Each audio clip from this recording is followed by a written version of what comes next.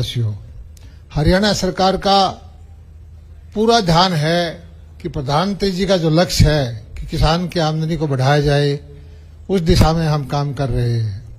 और किसान की आमदनी बढ़ाने की जब बात आती है तो पशुपालन का उसमें विशेष योगदान है, क्योंकि जितना जल्दी पशुपालन के दूध उत्पादन की मात्रा बढ़ाई जाए, प्रति पशु की, गाय की, भैंस की, उसकी दूध की मात्रा बढ़ा दे तो किसान को बहुत ज्यादा फायदा हो सकता है। हालांकि हरियाणा दूध उत्पादन में, प्रति व्यक्ति दूध उत्पादन में पहले दूसरे स्थान पर हमेशा रहता है, लेकिन ये काफी नहीं है। पिछले दिनों हम ब्राजील गए, वहां देखा कि हमारे गुजरात की गिर गाय यहाँ से डोनेट की थी वहां के गुजरात के राजा ने, उससे वहां हमारी बिल्कुल ओरिजिनल गाय का दूध उत्पादन 35 लीटर है, और उससे क्रॉस करके जो गिरलैंडो बनाई उसका 65 लीटर है। और वहां पर प्राइवेट लोग हजारों की संख्या में 700, 800, 1000 करोड़ रुपए का कारोबार करते हैं, जो एआई का सेक्स को सीमेंट के द्वारा या ईटीटी के द्वारा एक्सपोर्ट का काम करते हैं।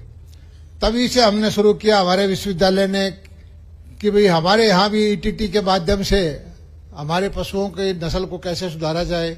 और मैं बधाई देता हूँ हमारे वाइस चांसलर साहब को, यहाँ के वैज्ञानिकों को, इन्होंने ये काम शुरू किया है। लेकिन इस काम को हमने बहुत तेज गति से करना है, गौशालाओं के माध्यम से या प्रगतिशील किसानों के माध्यम से। जो एक गाय से, एक भैंस से एक साल में एक बच्चा होता है, इस तकनीक से उससे 20 गुना ज्यादा बच्चे पैदा हो सकते हैं, सरोगेट मदर कोई भी हो। और उसी के माध्यम से हम जो है किसानों को एक उत्पादक पशु दे करके उनकी आमदनी बढ़ा सकते हैं। हरियाणा सरकार का मैं मुख्यमंत्री जी का धन्यवाद देता हूं। गौशालाओं के लिए विशेष योगदान है, 10 गुना ज्यादा बजट बढ़ाया है। हमेशा लगे रहते हैं कि कोई भी सड़क पर बेसहारा पशु ना हो, सब पशुओं की टैगिंग हो, सबकी देखभाल हो, मान सम्मान हो। हमारे प्राचीन संस्कृति में, सनातन संस्कृति में गऊ को माता का रूप दिया जाता है, और बहुत सारी समाज सेवी संस्थाएं लग करके इस काम में लगी हुई हैं। हरियाणा के अंदर सबसे पहले हमने एक सिंगल वैक्सीन बनाई, एफएमडी की, मुंह खुर उगल घोटी बीमारी की इकट्ठी थी। वो वैक्सीन हमारे यहाँ कामयाब हुई, और एक तरह से मोटा मोटा हमने मुंह खुर उगल घोटी की बीमारी से प्रदेश को मुक्त करवा दिया। और हमारी वैक्सीन को आज सारे देश के अंदर मुख्यमंत्री जी, प्रधानमंत्री जी ने लागू किया है, और हरियाणा के मॉडल को फॉलो किया है। इसी तरह से प्रधानमंत्री जी का लक्ष्य था कि जो किसानों को केसीसी मिलती है, बगैर जमीन के छोटे किसान भी है, गरीब भाई हैं, उनको 1,60,000 रुपए तक की पूंजी दी जाए। उसमें हालांकि बैंकों ने काफी सहयोग नहीं किया, लेकिन मुख्यमंत्री जी के आदेश होने से लगभग 1500 करोड़ रुपए हम छोटे किसानों को 4% ब्याज पे पैसा दिलवा चुके हैं। इससे भी किसानों को जो है कि साहूकार के उससे चंगुल से छुटकारा मिला है। हमारे यहाँ पशुओं का बीमा योजना लेके आए। देश में सबसे ज्यादा बीमा करने वाला प्रदेश जो है वो हरियाणा है। 100 रुपए में हम पशु का बीमा करते हैं। 60 करोड़ रुपए की राशि हम पशुओं को, बीमित की पशुओं को, किसानों को बंटवा चुके हैं। हर साल हम मेला लगाते हैं।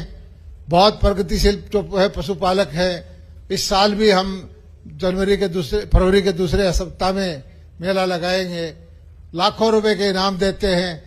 बेस्ट से बेस्ट जो भैंस है, गाय है, या और घोड़ा है, कोई भी बकरी है, भेड़ है, वो लेकर के उनको प्रोत्साहन करने के लिए जो किसान भाई भाग लेते हैं, किसानों के मनोरंजन के लिए, खाने पीने के लिए व्यवस्था करते हैं। इसका मकसद यही है कि जो किसानों ने उपलब्धि हासिल की है, जो प्रगतिशील फार्मर हैं, जो प्रगतिशील पशुपालक है, उनकी विधियों को आम किसान सीखे, उससे अपने घर में भी वो अपना आमदनी बढ़ाए।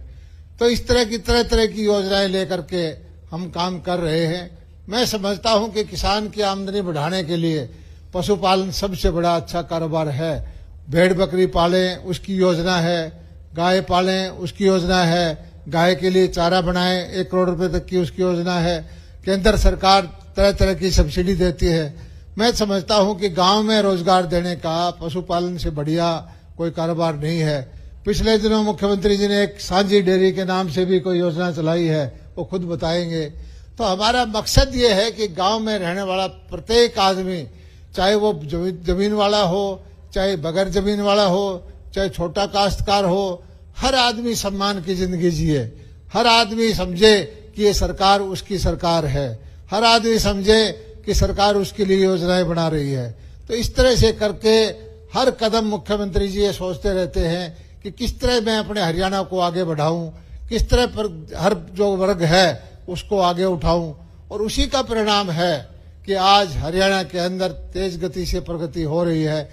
चाहे वो दूध उत्पादन हो, उसमें खूब तेज गति से काम चल रहा है।